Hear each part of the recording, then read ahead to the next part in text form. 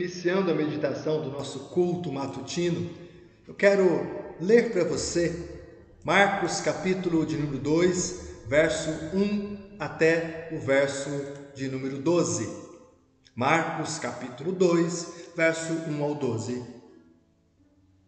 Diz assim o texto: Dias depois, entrou Jesus de novo em Cafarnaum, e logo correu que ele estava em casa.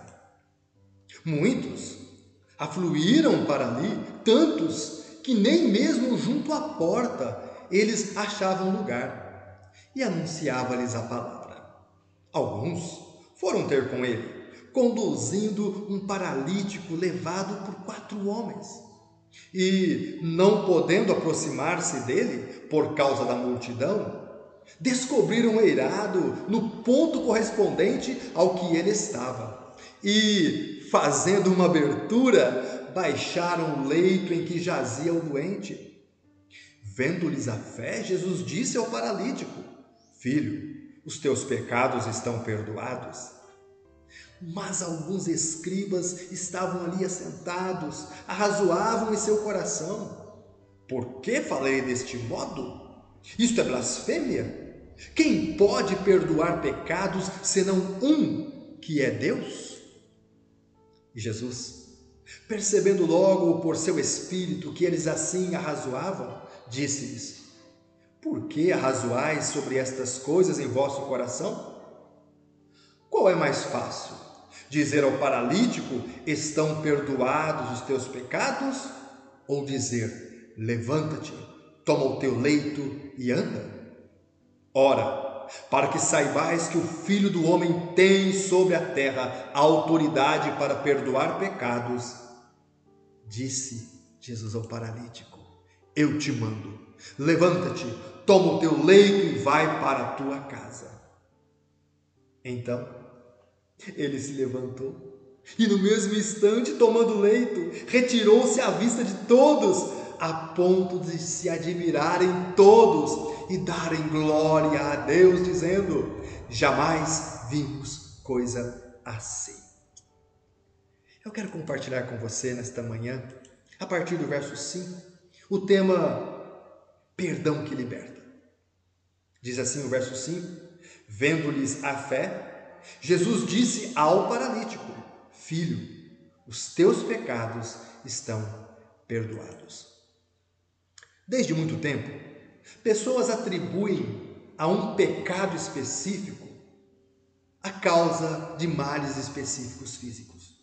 Claro que por causa do pecado, os males entraram no mundo. Mas algumas pessoas chegam ao extremo de defender a ideia de que toda a doença é resultado de um pecado específico. Por exemplo, os discípulos em João capítulo 9, verso 2.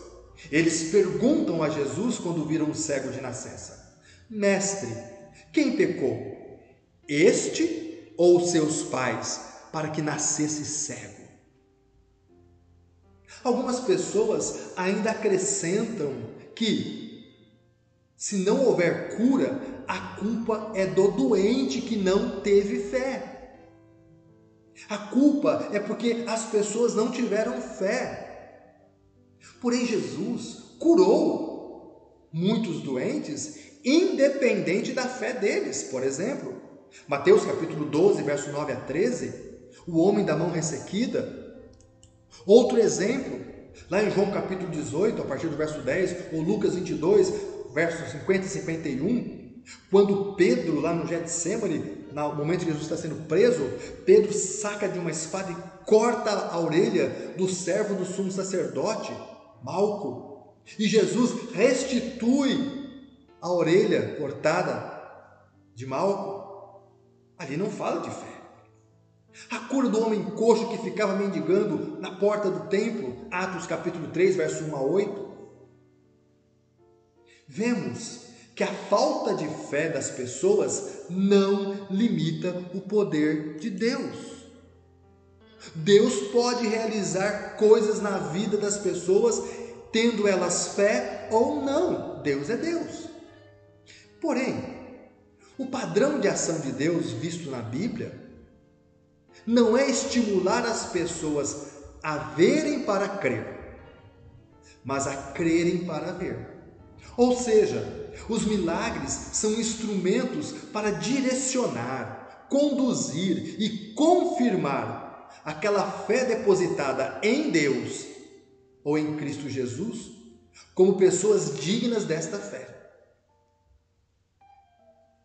Sendo assim, nem toda enfermidade é resultado de pecado.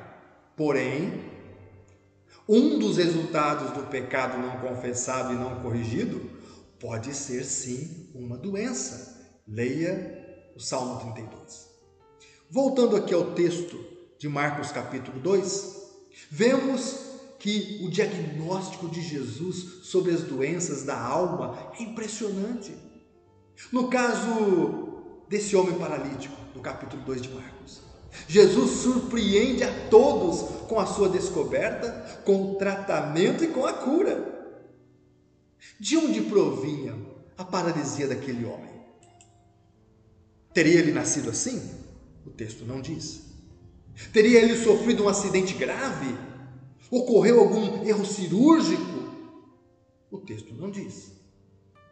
Quem sabe a sua paralisia era consequência de seus pecados? Ou de alguma enfermidade do seu interior, do seu coração, da sua alma? Para os legalistas ali presentes naquela época, aquele homem devia ser considerado um ser humano de segunda categoria, um homem doente, sem utilidade, não utilidade nem para a sociedade, nem para a religião. Mas aquele doente, desprezado por muitos, ele tinha amigos, bons amigos que o levaram a Jesus, o único capaz de fazer o que ninguém tinha feito ou poderia fazer aquele paralítico, curar a sua enfermidade, que até o momento era incurável. Você é um bom amigo dos seus amigos? Você é uma boa amiga das suas amigas? Você tem levado os seus amigos a Jesus, o único capaz de fazer o que ninguém pode fazer?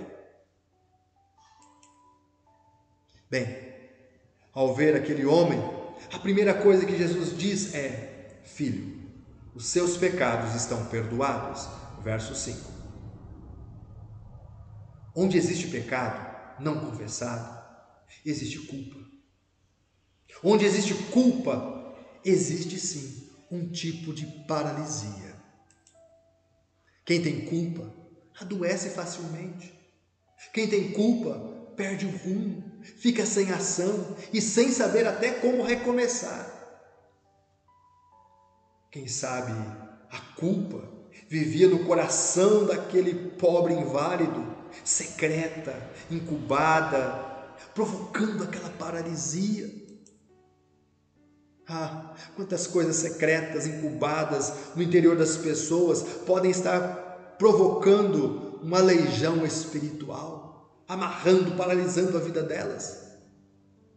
Coisas que as têm paralisado em alguma área de sua vida, ou que as têm paralisado na obra do Senhor, ou até paralisado em servir ao Senhor.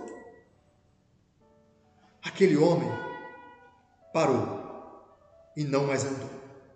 Aquele homem passou a viver na dependência das outras pessoas e só pôde reagir depois de uma palavra de perdão. Verso 5, disse Jesus: filho, os seus pecados estão perdoados. Só aí vem o verso 11: levanta-te, toma o teu leito e vai para a tua casa. E aquele homem levantou-se, aquele homem andou e saiu. Ah, meu querido irmão, minha querida irmã, quem sabe quantos ainda hoje estão paralisados em suas vidas, paralisados na obra do Senhor, no serviço do Senhor, por falta de perdão. Quem sabe até pessoas perto de você, pessoas que estão ainda paralisadas nessa falta de perdão, porque não buscam perdão, porque não querem ser perdoadas, ou pessoas que não oferecem perdão, porque não querem perdoar. Pense comigo. Se você fosse se comparar com os personagens dessa história, a quem você se compararia? Aos amigos que não mediram esforços e levaram o amigo doente a Jesus? Ou você seria o doente que, por causa da falta de perdão, não anda mais?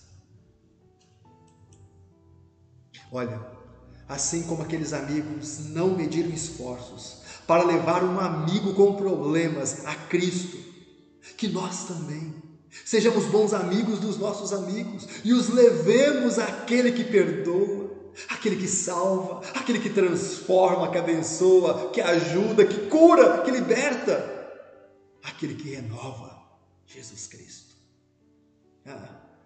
Assim como que o Senhor Jesus, como Ele perdoou aquele paralítico, devolvendo-lhe os movimentos, que Jesus também faça o mesmo conosco e com os nossos amigos. Que Ele nos dê a capacidade de andar sempre, primeiramente com Ele, na obra dEle e nas áreas de nossas vidas. Também que Ele nos dê a capacidade de perdoar e de sermos perdoados. Amém. Eu quero encerrar essa meditação orando com você. A oração que Jesus Cristo ensinou aos seus discípulos, lá em Mateus capítulo 6, verso 9 ao verso 13. Oração essa que traz ideias que nós meditamos agora, do amor, da grandiosidade, do poder de Deus, da dignidade de Deus, como também das nossas necessidades e também da necessidade de nós sermos perdoados e perdoar. Oremos a oração, chamada oração do Pai Nosso, que diz assim: Pai nosso que estás nos céus, santificado seja o teu nome. Venha o teu reino, faça-se a tua vontade, assim na terra como no céu. O pão nosso de cada dia, dá-nos hoje. E perdoa-nos as nossas dívidas, assim como nós temos perdoado aos nossos devedores. E não nos deixes cair em tentação, mas livra-nos do mal, pois teu é o reino, o poder e a glória para sempre. Amém. Amém. Deus abençoe o seu domingo. Deus abençoe a você, a sua família, em nome de Jesus. E tenha uma boa semana, perdoando e sendo perdoado. Amém.